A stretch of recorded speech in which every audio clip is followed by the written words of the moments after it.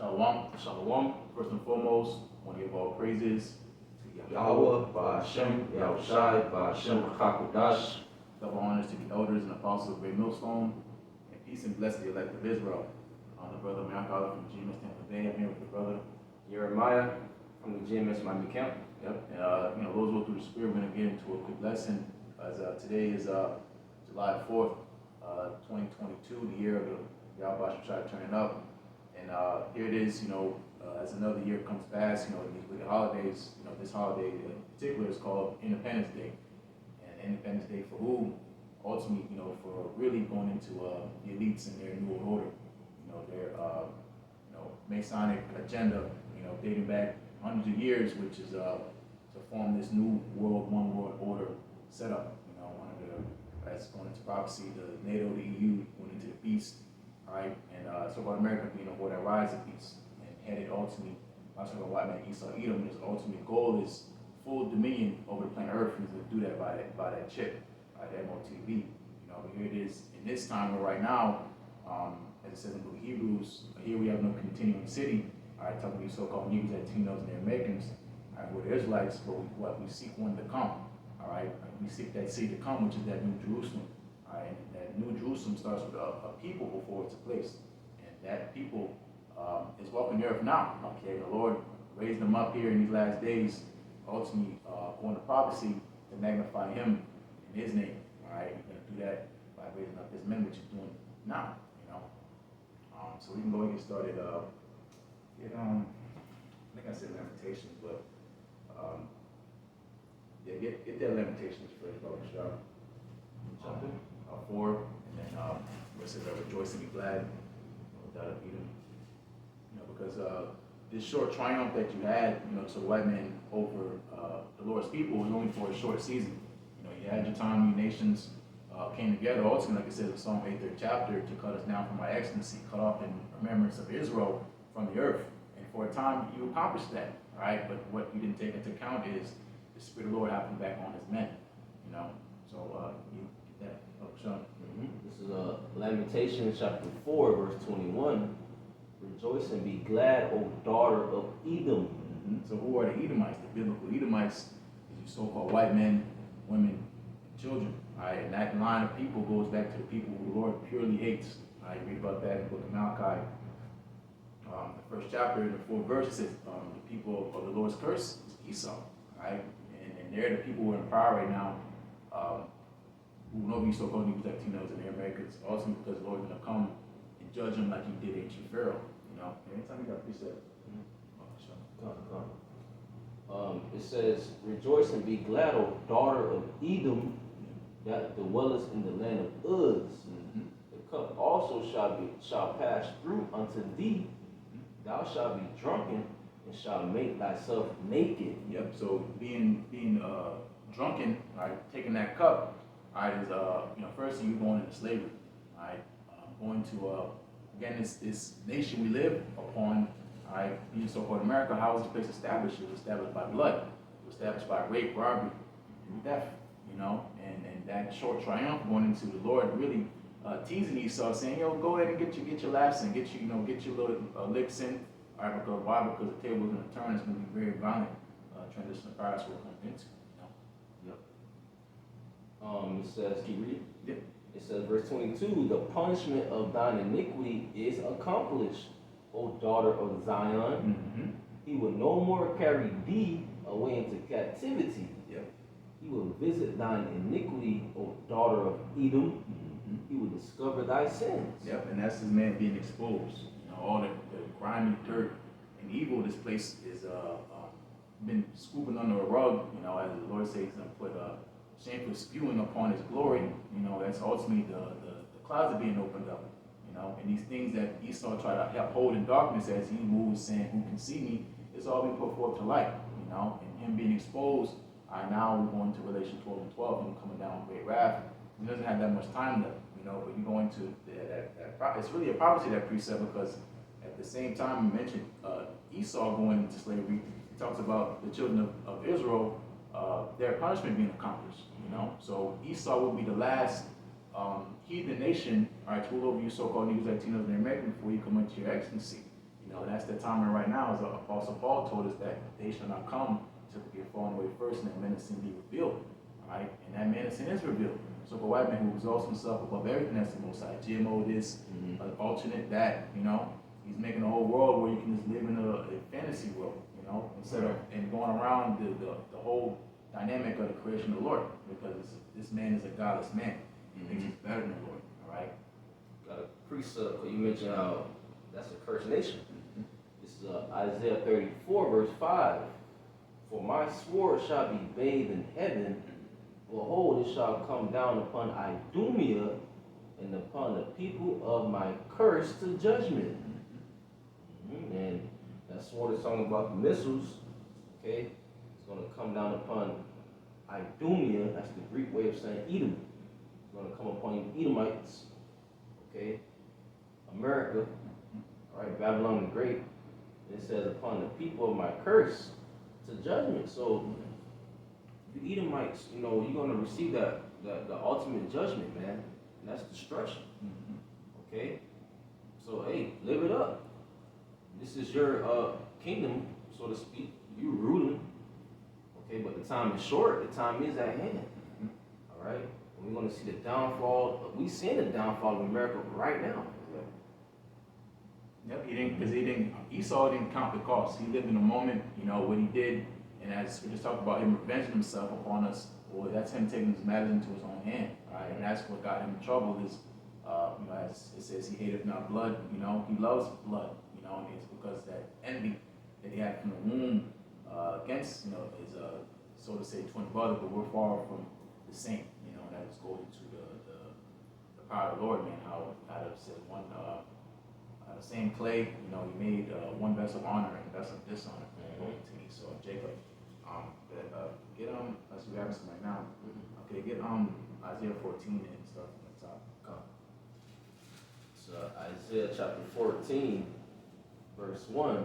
For the Lord Yahweh will have mercy on Jacob and will yet choose Israel and set them in their own land. Yep, so the Lord's gonna deal with us again on a high level, which He's dealing with us now. All right, again, going us to being woken up, all right, to this truth. But going into really again, the Lord's gonna set up our rulership, that governing body, ultimately gonna rest upon Yahweh's shoulders. Taking that book of Isaiah, but the Lord talks about men being transformed into a godhood that we had from the beginning. Going to Elohim was the first judges. And that rulership is gonna equate to a righteous world forever. Because why? Because they're not going to sin. They're going to be perfect. Because sin is the reason why this world is so filled up with death. The low land, the valley shadow of death, because the man of sin is in power. And what He let you do, He says it's okay to go off. And people, as they say that as the manner of the ruler is, or the city is, so shall the people. You people love. Well, I won't say you love. The love-hate relationship. Because it does say when the wicked are in authority, the people mourn. All right, but again, you haven't really felt the real vibration of a righteous ruler, so that's why you think it's lame, But again, you're gonna see with your own eyes that there's nothing better to ultimately than to take heed unto the commandments of the Lord. Because that's why the reason this judgment is coming, because people transgress the laws. So the darkness shall cover the earth, and gross darkness to people. All right, there's a controversy with this land because they don't keep His word. Quick precept, Proverbs 29, verse 2. When the righteous are in authority, the people rejoice. But when the wicked beareth rule, the people mourn. Because they're not being properly taken care of.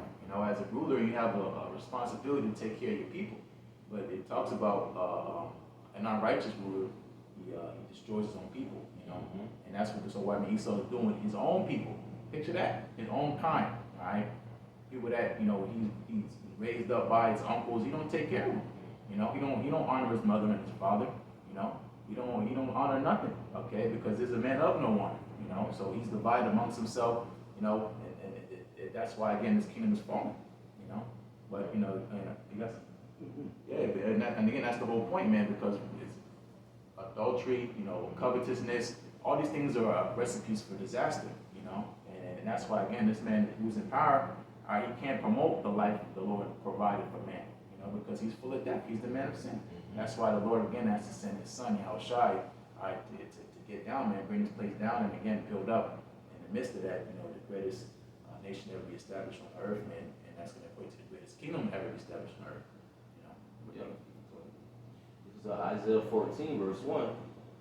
For Yahweh will have mercy on Jacob, and will yet choose Israel and set them in their own land. Yeah. And the stranger shall be joined with them.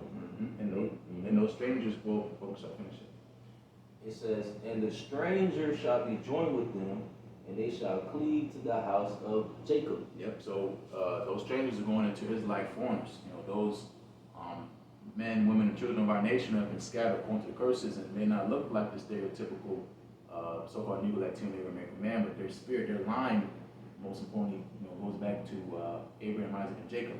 The seed of promise. So they're going to cleave on the house of Jacob because the Lord's gathering his elect, his sheep, his people. And it's not, again, like you people want to play a black and white thing. No, it's about the order of the Lord thing. And going into, again, this is our Independence Day. The Lord's going to set us free. And how he set us free firstly is he said, you shall know the truth, and the truth shall set you free. All right, so our Independence Day started, when we received this truth, and that's when this place really started going downhill, because as they say, this town is not big enough for both of us. You can't have a wicked rulership and a righteous rulership ruling together. At some point in time, we're going to clash, and that's what's going on right now. Right. As we say, we wrestle not against flesh and blood, Like the laws and the commandments not being pushed, in this society. But once we're in rulership, the laws and the commandments will be in our inward parts, man. And you see the nations, they're going to learn from us. This is Isaiah chapter 14, verse 2.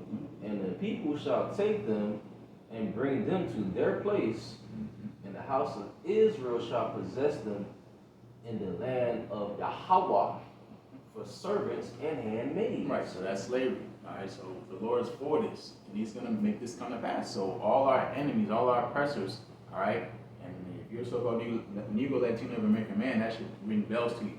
All right, if you're saying I don't got no oppressor, then you're lost in the sauce. You have what they say, Stockholm syndrome. You fell in love with your oppressor.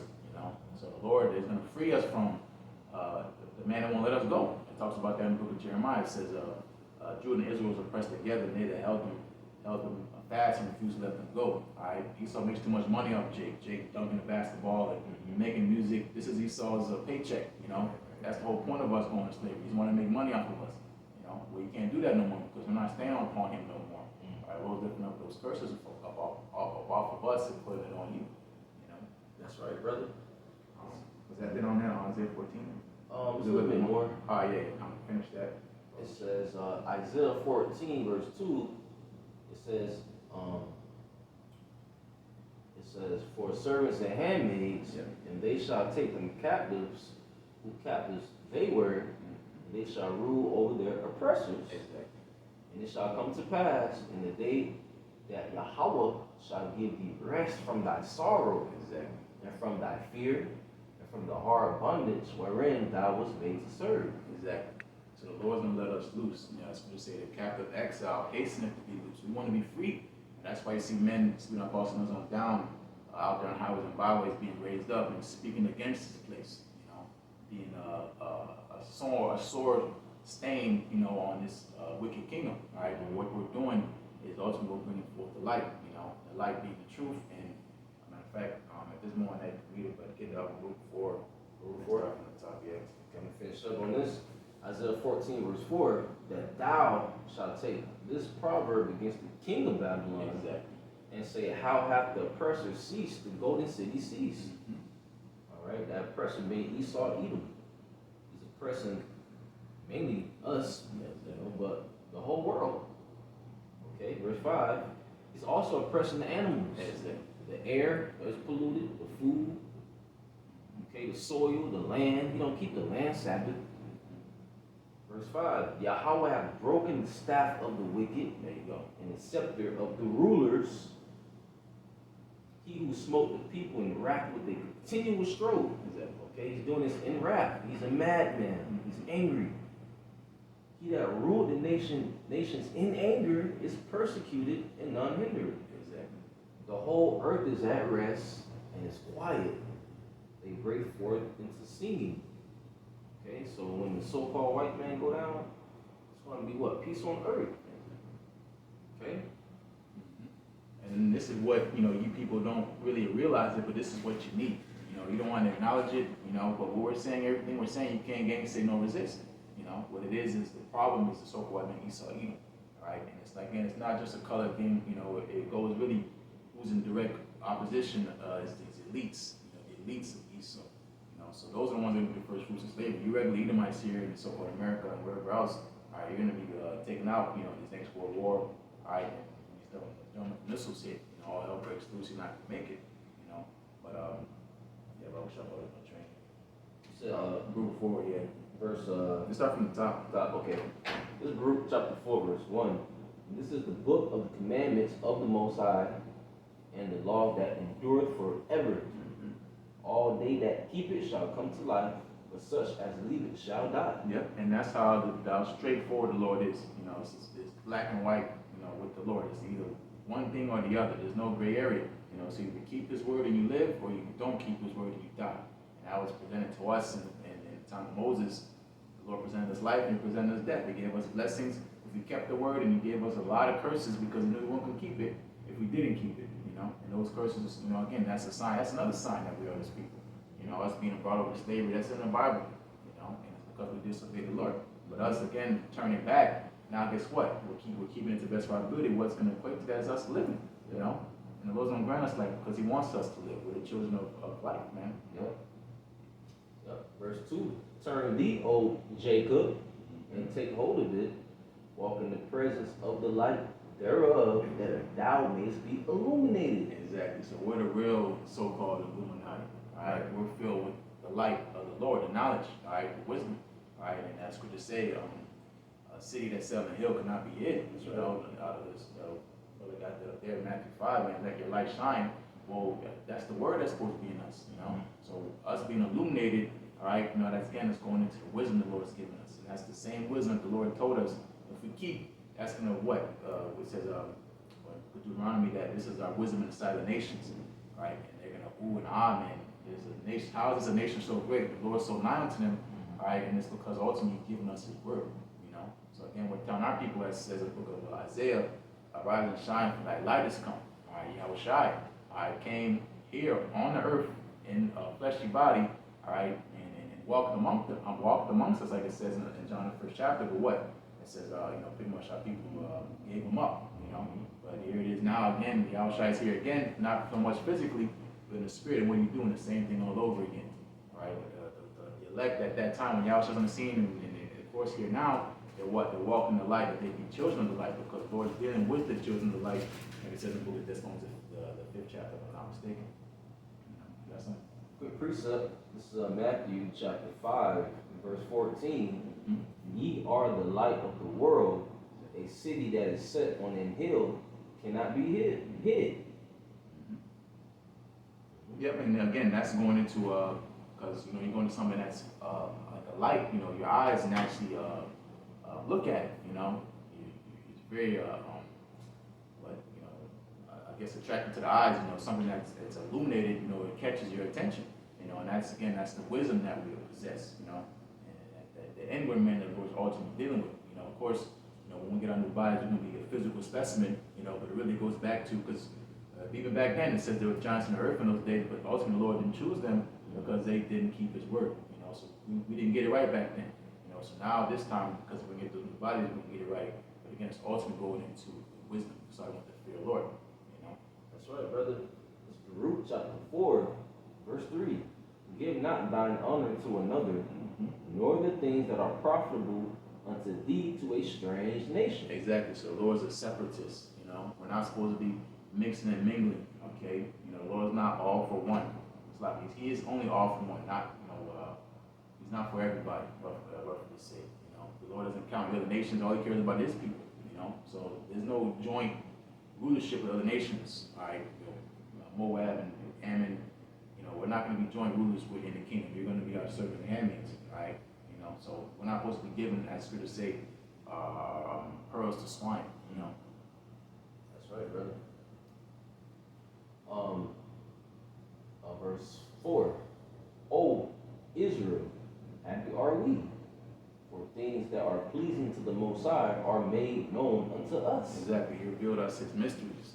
He opened us us up, and now we can see exactly what the Lord wants. We know His will, and that's why He called us friends, because we understand what the Master's will is, right? And that's a heavy thing, right? He called Abraham a friend. The Lord don't call everybody a friend, right? But He called His men His friends, and that's why He put His life on the line for us. There's no greater love than a man lay out his life for his friends, But again, going into the mysteries that are revealed unto us, the Lord's, those will be part of the Lord's elect, The mysteries, the prophecies, right? Because again, this is showing that the Lord is only for His children, Yes. Right, because the prophets have the testimony of Yahushua. And the testimony of Yahushua is the spirit of prophecy. So who's prophesying, in truth and in sincerity, man? Not T.D. Jakes, not Creflo Dollar, not Joel Osteen, he's an Edomite. Not these Pastor Pork Chops. But who? Hey, the apostles and the elders and the men on down are prophesying in truth and in sincerity, man. So we are Yahweh Bashina Shai friends. Back to Baruch chapter 4, verse 5. Be of good cheer, my people, the memorial of Israel. You are sold to the nations, not for your destruction, but because ye moved God to wrath. Exactly. So the Lord didn't bring us here just to be completely cut off. As Scripture says, one for the elect's sake, no flesh to be saved. The Lord always leaves a remnant according to His mercy, as it says in Isaiah 1:9. It says, if the Lord had left not that remnant, we would have been in Sodom and Gomorrah. If you look at the mindset of the focus of our people, if it was up to them, the majority of them will all be done. So again, it's all going to again the elect. But the Lord, made it manifest what pleases Him, and ultimately what pleases Him is our faith. That's right. It